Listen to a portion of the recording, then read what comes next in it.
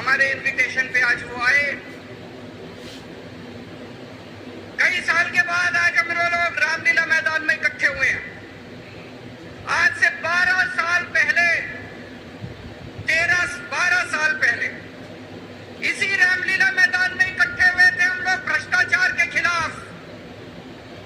इस मंच को मैं नमन करता हूं, ये बहुत पवित्र मंच है। आज से 12 साल पहले भ्रष्टाचार के खिलाफ इकट्ठे हुए थे। आज इसी मंच से एक अहंकारी तानाशाह को इस देश से हटाने के लिए फिर से इकट्ठे हुए हैं दोस्तों। तानाशाही को खत्म करने के लिए फिर से इकट्ठे हुए हैं। और जैसे उस वक्त भ्रष्टाचार के खिलाफ आंदोलन हमारा सफल हुआ था, आज इसी मंच से जो आंदोलन शुरू हो रहा है, हमारे देश के अंदर जो तानाशाही लाई जा रही है उसे खत्म करने का जो आंदोलन शुरू हो रहा है, जनतंत्र को खत्म करने का जो आंदोलन शुरू हो रहा है, संविधान को बचाने का जो आंदोलन आज शुरू हो रहा है, बहुत जल्दी इस आंदोलन को भी सफलता मिलेगी। सुप्रीम कोर्ट ने दिल्ली के लोगों के हक में फैसला दिया। 8 साल तक दिल्ली के लोगों ने लड़ाई लड़ी सुप्रीम कोर्ट के अंदर। सुप्रीम कोर्ट में हमारे वकील अभिषेक मनु सिंघवी साहब ने दिल्ली के लोगों की तरफ से लड़ाई लड़ी। सबसे पहले मैं आज इस मंच से सिंघवी साहब का भी दिल्ली के लोगों की तरफ से शुक्रिया अदा करता हूं, जिन्होंने दिल्ली के लोगों को उनका हक दिलाया। दोस्तों, 11 मई, आज 11 जून है, आज से 1 महीने पहले 11 मई को देश की सर्वोच्च अदालत, सबसे बड़ी अदालत सुप्रीम कोर्ट की भी कॉन्स्टिट्यूशन बेंच, उसने आदेश पारित किया दिल्ली के लोगों के हक में।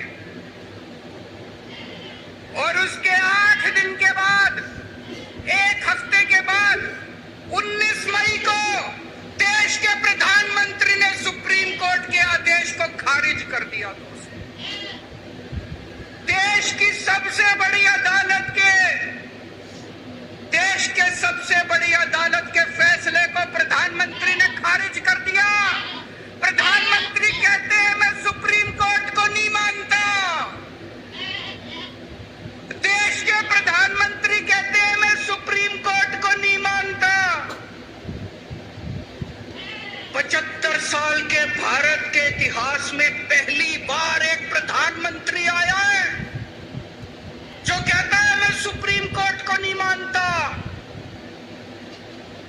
पूरे देश के लोग स्तब्ध हैं।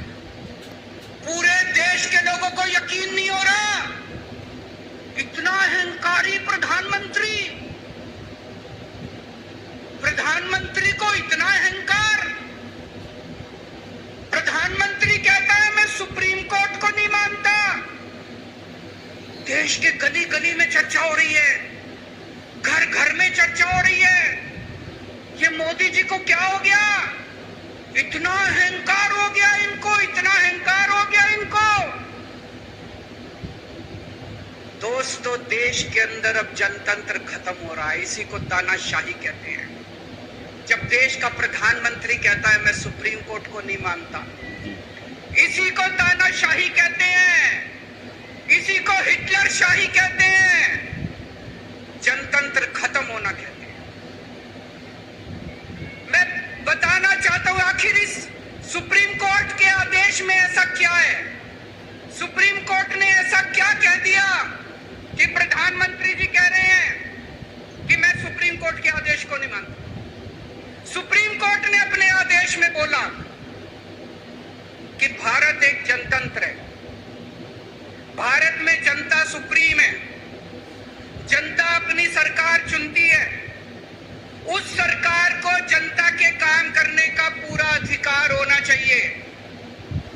दिल्ली में भी लोग सरकार चुनते हैं, दिल्ली की सरकार को भी, जिस भी सरकार को दिल्ली के लोग चुनते हैं, चाहे इस पार्टी की सरकार सरकार। सुप्रीम कोर्ट ने कहा कि जो भी सरकार दिल्ली के लोग चुनते हैं, जनता सुप्रीम है, दिल्ली की जनता सुप्रीम है, उस सरकार को काम करने का अधिकार होना चाहिए। मैं आपसे पूछना चाहता हूं, क्या सुप्रीम कोर्ट ने गलत बोला? क्या प्रधानमंत्री को सुप्रीम कोर्ट का आदेश मानना चाहिए? मोदी जी कहते हैं मैं सुप्रीम कोर्ट का आदेश नहीं मानता। मोदी जी ने अध्यादेश पारित कर दिया और सुप्रीम कोर्ट के आदेश को खारिज कर दिया। मोदी जी का अध्यादेश क्या कहता है? प्रधानमंत्री जी ने जो अध्यादेश पारित किया, ये क्या कहता है? मोदी जी का अध्यादेश कहता है कि अब दिल्ली के अंदर जनतंत्र नहीं होगा, अब दिल्ली के अंदर तानाशाही चलेगी, अब दिल्ली के अंदर जनता सुप्रीम नहीं है, अब दिल्ली के अंदर एलजी सुप्रीम होगा।